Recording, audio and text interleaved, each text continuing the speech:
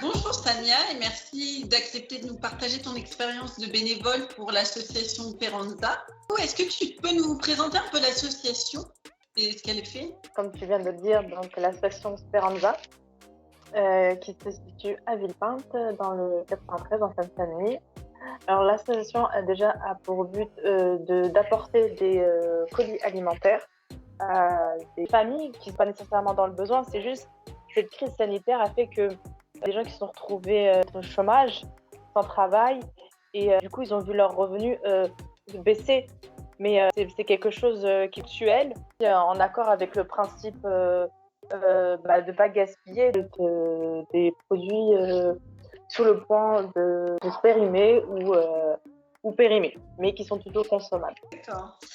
Et du coup, ça fait combien de temps que tu es bénévole pour cette association?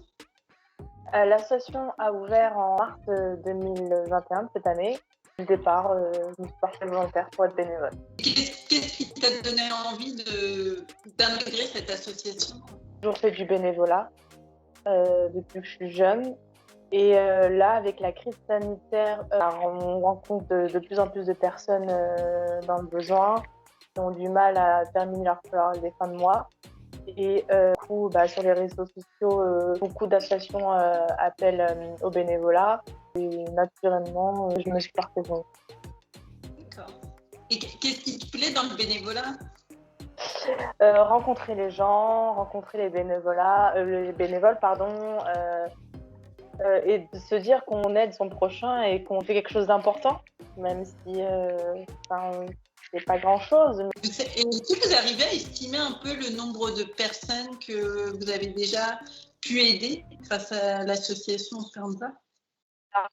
Avec Speranza Villepinte, on a un listing de familles parce qu'en fait, le but, c'est de payer une cotisation à l'année de 10 euros. Donc, c'est des familles qui cotisent et qui viennent récupérer leur colis alimentaire, une valeur de 50-70 euros, mais eux qui vont payer 5 euros. Et on a à ce jour 60 familles, plus de 60 familles, oui, entre 60 et 100 familles inscrites sur notre listing. Et on essaye de faire 2 distributions de paniers alimentaires par mois. Comment est-ce que vous récupérez la nourriture? Donc, pour composer nos paniers repas, on fait des récoltes auprès de commerçants. On a créé un partenariat avec une enseigne qui s'appelle Aldiscount sur Villepinte et qui nous permet de faire des récoltes 2 fois par mois. Du coup, alors en fait, on accueille les clients à l'entrée du magasin, on leur parle de notre association et on leur demande s'ils veulent participer en achetant des denrées alimentaires et à la sortie du magasin de nous les rapporter. Voilà. D'accord.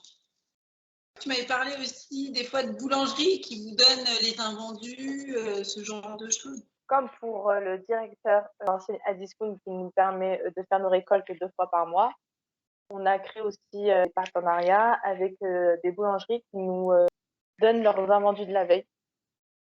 Et avec ça, on peut distribuer du pain dans nos paniers repas. Est-ce que vous pensez que c'est plus facile de récupérer des dons en nature que de demander de l'argent aux commerçants, par exemple?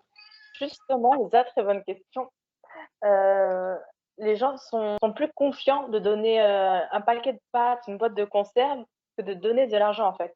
Aujourd'hui, on est méfiant de tout et c'est plus facile d'acheter un paquet de pâtes et de le déposer dans un caddie que de donner 5 euros.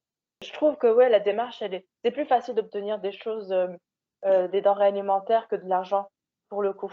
C'est comment les autres associations pour lesquelles tu as travaillé, enfin, tu as été, pardon, bénévole?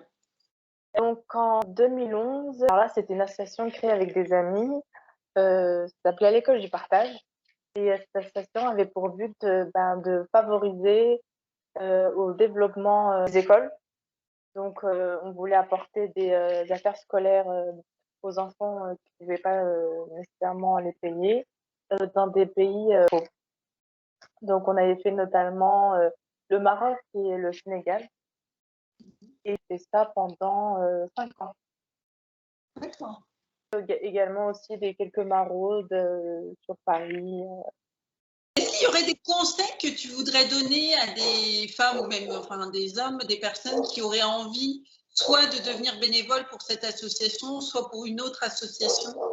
Et surtout de ne pas avoir peur en fait, parce que c'est vrai qu'on se dit oui, on sera confronté à de la violence ou des agressions. Comme je pense par exemple aux maraudes, qu'on entend que souvent on est confronté à des gens un peu violents peut-être ou avec des problèmes logiques.